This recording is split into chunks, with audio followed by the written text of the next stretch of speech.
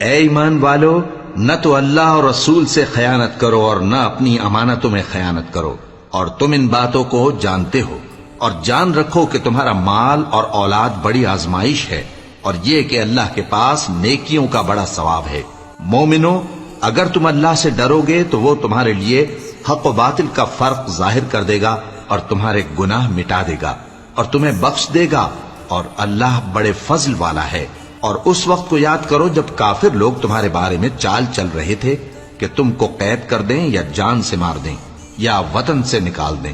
تو ادھر تو وہ چال چل رہے تھے اور ادھر اللہ تدبیر کر رہا تھا، اور اللہ بہترین تدبیر کرنے والا ہے۔ اور جب ان کو ہماری آیتیں پڑھ کر سنائی جاتی ہیں تو کہتے ہیں یہ کلام ہم نے سن لیا ہے، اگر ہم چاہیں تو اسی طرح کا کلام ہم بھی کہہ دیں، اور یہ ہے ہی کیا، صرف اگلے لوگوں کی حکایتیں ہیں۔ اور جب انہوں نے کہا کہ اے اللہ، اگر یہ قرآن تیری طرف سے برحق ہے تو ہم پر آسمان سے پتھر برسا یا کوئی اور تکلیف دینے والا عذاب بھیج دے،